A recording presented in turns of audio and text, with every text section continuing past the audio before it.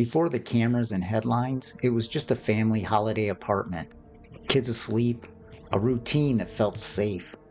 Then one night, everything turned into minutes, doors, and questions that don't let go.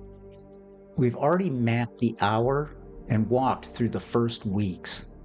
Tonight we move closer to the people at the center of the story, parents, partners, and suspects, into the stubborn shape of the public record, what it holds, what it can't hold, and what it does to anyone living inside it. We're not retrying this case. We're talking about roles and pressures, how families work with investigators, how the world's megaphone can help and hurt, why official silence sometimes means compassion and sometimes just process, how rumor outruns reaction, and what a listener should count as fact when the loudest voices disagree. This is the Midnight Mystery Archive, and this is part 4, the final part of the Madeleine McCann case.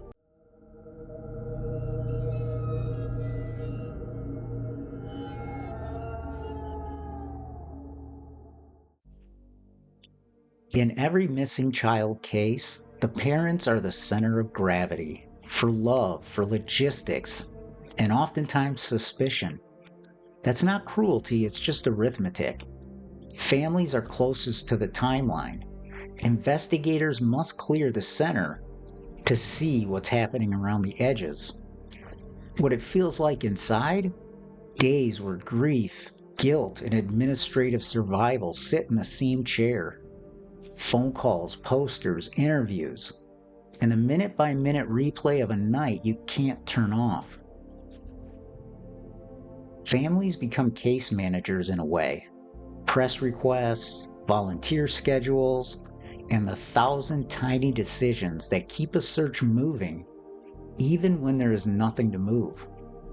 Two truths can't live together.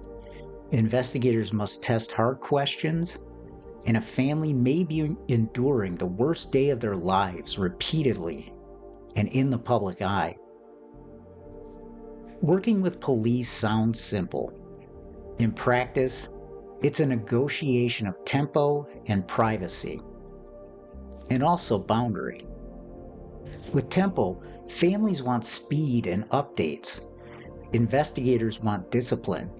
Hold certain details close to their vest so false confessions can be tested, so a future courtroom isn't prejudiced by TV. Then there's access. Parents carry insight to routines, to routes, to habits, but also to pain. Good teams assign a single liaison officer, so the family hears one consistent voice, not 6 or 10. And then the boundaries. There will be questions that feel invasive regarding alibis, devices, finances. They're asked not because the family is under suspicion forever, but because clearing the center lets you chase the edges without any apology. Healthy partnership looks boring on paper. Scheduled updates, clear who asks what, and a shared understanding that silence sometimes means work, not neglect. Media is a megaphone with whiplash. Families need it for reach, and cases need it for tips. But it always comes at some level of cost. There's speed versus accuracy, headlines that outrun lab notes, a phrase that gets repeated before the ink is dry and then hardens into common knowledge. Then there's framing. Clips flatten nuance. Window forced versus window found open. Force undetermined. The first travels faster and usually sits in the minds of those who hear it. And then there's persona. A family that appeals too calmly is cold. A family that breaks down is hiding. The double bind is real and it's unfair. Crisis media discipline helps a lot. One poster, one hotline, one spokesperson, short talking points that stay close to facts, and a private space where the family can feel something without a lens attached. The internet made the case of Madeleine McCann global and permanent. Citizen interest can be extremely helpful. Old photos might surface, travelers might compare notes. But once you get online, spaces often amplify rumor and bury retractions. A clean standard helps listeners keep their footing. Observation always beats theory. Time, place, action outranks a narrative with no anchoring data. Primary sources should always be first and foremost, be they official statements, court filings, published appeals, then journalism that quotes them. A journalist's article should never supersede the value of official statements and published appeals. And beware about certainty.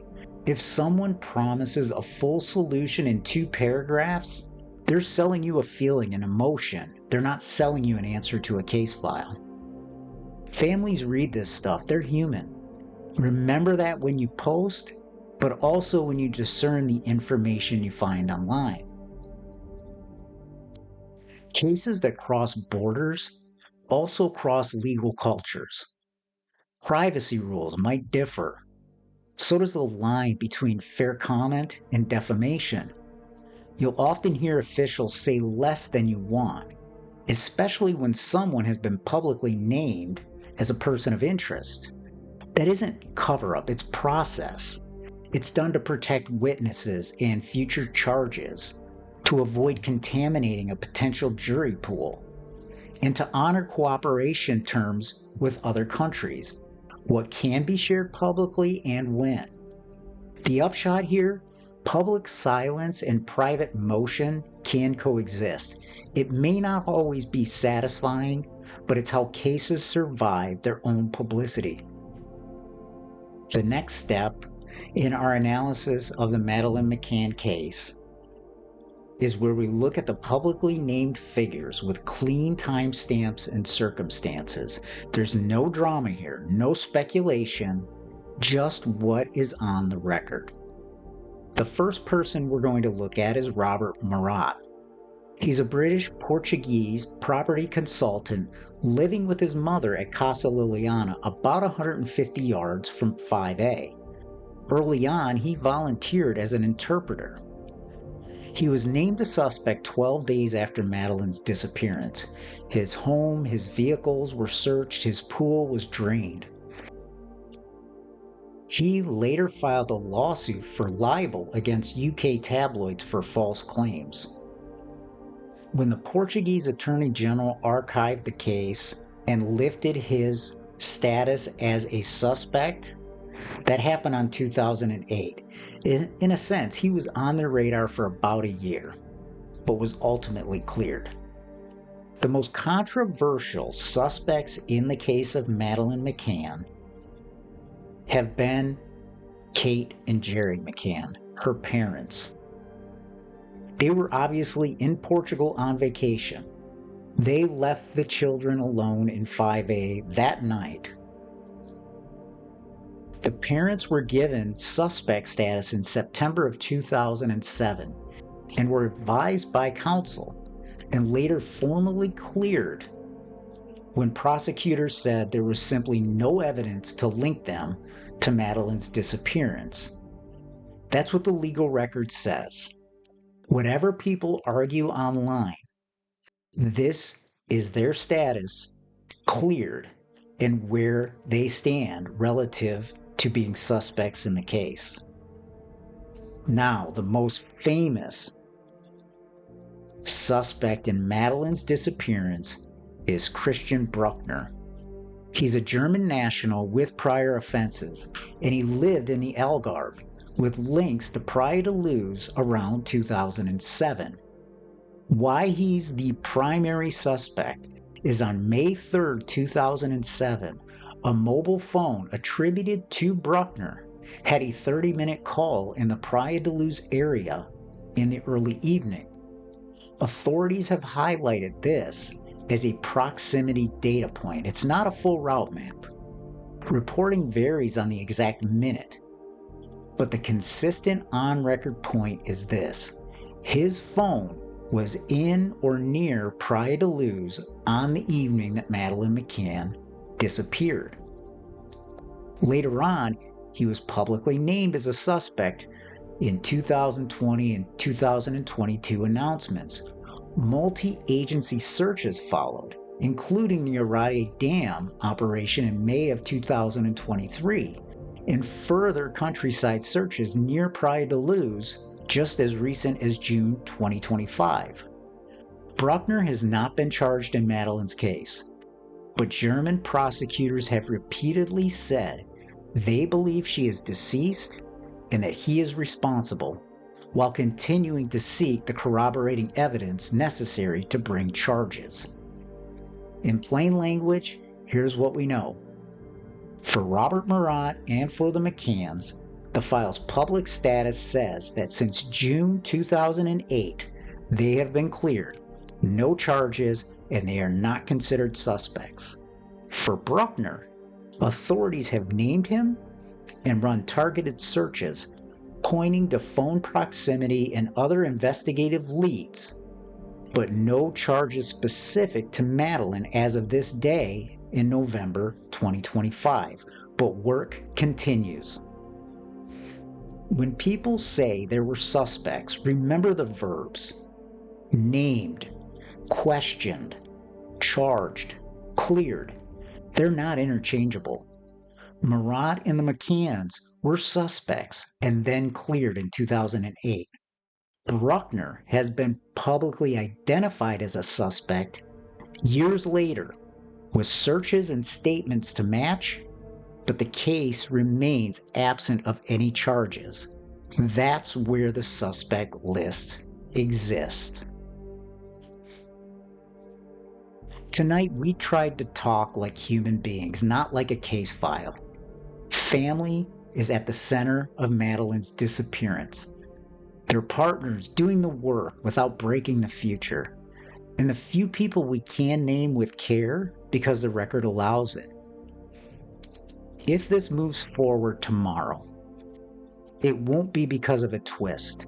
It'll be something ordinary and powerful, a new anchor in the timeline, a witness who can be corroborated, a lab result that finally crosses the line from interesting to probable.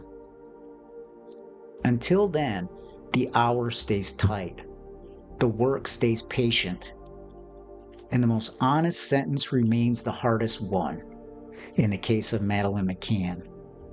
We don't know, but we're trying.